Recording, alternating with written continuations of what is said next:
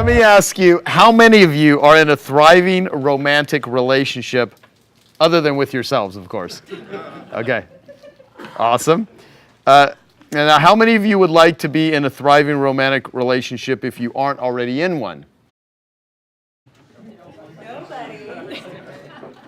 So let me get this right. If you're not currently in a thriving romantic relationship, how many of you would like to be in one?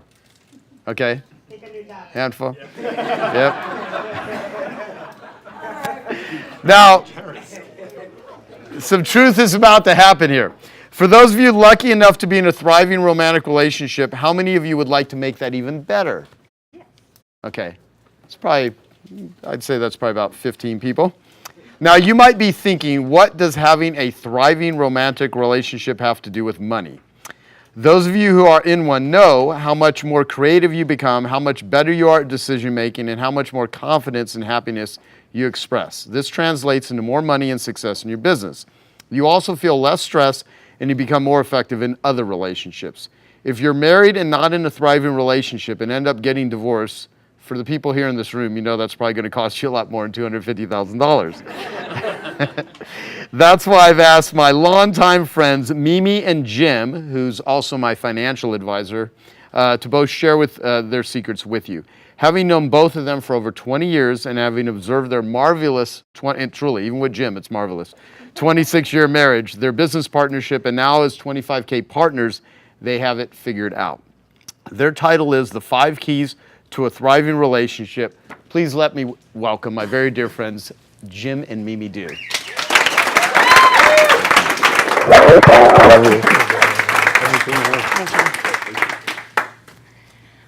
I did not have good role models to show me what a great relationship could be all about.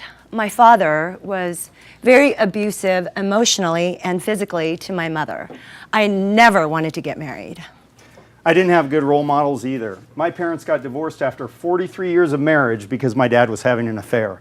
So even if you had bad role models like us, or if you're lucky enough to have good role models, you can have a thriving relationship. And today, Mimi and I are going to share our 5 keys to our thriving relationship. So please don't take any notes. We'll have a handout for you at the end. Number 1 is deep communication. Webster's dictionary defines communication as a process by which information is exchanged. We define it as exchanging meaningful thoughts, feelings, and values through eye contact, active listening, and personal touch. We're going to give you an example of just like everyday ho-hum communication. Something really not to do. Let's say I'm already home. Jim gets home. I hear him walking through the door. Oh, hi, hon. How's it going? Good. How are you? Just a second. I'm texting. Oh, I'm pretty good. What's going on? Had a good day. How about you? Oh, it was okay. Yeah? Yeah. What happened with you? I talked to Joe. He's dating someone new. Really? Yeah. Huh. It'll never last. Huh. Hey, could you feed our 4-legged son, furry son? Yeah, sure. Thanks. I can do that. This is a better way to have deep communication. Same thing. I get home. Hi, honey. How Hi, are hon. you? I'm good. How are you? A bit of a challenging day, but you know the meditation steps that Jason Campbell gave us from last meeting? Yeah. That's been helping. Oh, good. Yeah. I'm glad. What happened with you? Joe's dating somebody new. Really? Yeah. You know, I really like her. I hope it lasts. You know what, though? He stays friends with all of his girlfriends. He definitely does Yeah. that. You can see the eye contact, the physical touch, it makes a big difference. It takes normal communication to deep communication. I'm sure many of you recognize this royal couple who just got married. Well, they had to go through several rituals prior to their ceremony. We've done the same thing to enhance our relationship. Some of the things that you hear today may not be new, but more importantly, are you implementing them? So one ritual we came up with we call coffee time. It's sacred time every Saturday and Sunday. We sit together, have our coffee in a room with no TV, no distractions. We hold hands, look in each other's eyes, and we talk about things like what we're grateful for, some of the big life's challenges we may be having, and our triumphs, our successes of the week. So what can you do? Block off time each week to sit close, look in each other's eyes, share meaningful thoughts and feelings with no distractions. Number 2 is novelty or playfulness. And Webster defines novelty as something new or unusual. We define it as trying things that are new, fresh, and fun. So one thing I came up with, we call the progressive dinner. So we'll go somewhere where there's restaurants close enough to walk between. And the great thing about the night for me is I get to pick what Mimi wears for the evening. Within reason. Okay, I do not want that slide in there, seriously. You could dress me up if you want to. Not like that. Okay, bad idea. That's a bad idea. So we'll go first maybe and have an appetizer, have a nice conversation. Then we'll walk holding hands to the next restaurant and have an entree. And then maybe we'll go to a third restaurant for an after-dinner drink.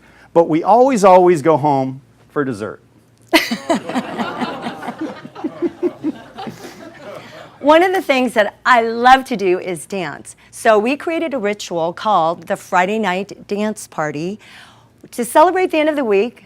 John, I know you're laughing. It's really fun. To celebrate the end of the week, one of us takes turns to pick out the music, and we just dance all out for 2 minutes. We're going to give you an insight, and we want some of you to join us.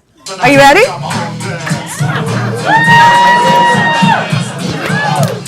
Come on, Paul. Dima. Come on. There you go, Dima. Dima. That's a, you said it would go on for 2 minutes, right? Another thing we do is we take turns picking a place to vacation. And this could be exotic, like Bora Bora or something like Scotland, or just a weekend getaway to a beach. So what can you do? Date your partner. You want to deliberately schedule, or else it's not going to happen. You want to also treat it like a first date. Put some romance into it. Dress up for each other. So that means, gentlemen, don't wear your clothes that you're going to hang out in at home watching a ball game. Ladies, leave your yoga pants at home. In other words, don't dress like these stars, J-Lo and A-Rod. Dress like these stars, Genius Network member Kevin Donahue and his fiancée Jen. They're such a beautiful couple. Okay, also when you're talking, don't discuss things about the kids, things about the business, or what you need to do around the house. So you may not know where to start if you take out those subjects. So on the back of your handout, we have 36 questions you can ask your romantic partner that will deepen the relationship. These are questions like, what would constitute a perfect day for you? Or what's your most treasured memory? Number 3, growth mindset, which was made famous by Stanford psychologist Carol Dweck. And what she says, the growth mindset, love of learning and resilience. So mindset creates a love of learning and resilience. Sorry, I'm like, that is essential and great accomplishment. We believe it's constantly growing individually and together. One of the things that we did is create what's called the 2-person book club. So most recently we read Willpower Doesn't Work. Where's the author? Right over there. Oh, there's the author, Ben Hardy. We went over the highlights. We also joined Genius Network together, so we share ideas and learn from all of you to grow even more. We also enjoy listening to podcasts. I love marketing. Yeah. Dean Jackson has some good things to say anyway. What can you do? Explore new hobbies and interests. Attend the Genius Network annual event with your romantic partner. Don't be the same person as when you met. Continue to grow. Number 4 is fight fair, because everyone argues and disagrees, but if the fighting gets out of control, somebody could get hurt. Namely me. She's got a good right cross. We define fighting fair as resolving conflict in a healthy and safe environment. So to do that, we created something we call the rules of engagement. Simple rules like no cheap shots. Oh. Can't use the words never, hate, or always. Don't criticize the things the other person can't change or control. You don't want to fight when you're exhausted. That's our 4-legged son right there, in case you're wondering. So here's an example of a bad way to fight, not fighting by the rules. I am so exhausted. I've worked all day. Nothing has been done around the house. You never help me. I always help, and I've been working all day too. What do you expect from me? Always? You're always complaining about this stuff. Quit interrupting me. I hate it when you say do you know that. What? Maybe you'd be happier if we were divorced. I know plenty of divorce attorneys in town. They're great ones. It's true. She does know a lot of the divorce attorneys in town. So here's a better way to fight under the rules of engagement, same problem. Honey, I'm really exhausted. I feel like nothing's been done around the house. I'm exhausted too, and I feel like I help out a lot. What is it that you're asking of me? All I'm asking you to do is one thing. What's one thing I could do? Fold clothes. I can do that. I can fold clothes.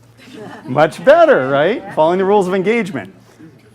Number 5, the 2-minute hug. So there's actually science behind this, that your brain chemistry changes when you have a long, prolonged hug and connection with someone. So you'll actually feel closer with that person after doing it. So just to be clear, I don't mean cuddling, and I don't mean making out like Sean Stevenson and his wife Mindy.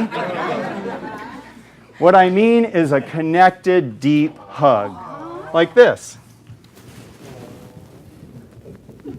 Okay, we don't have 2 minutes, but you get the idea.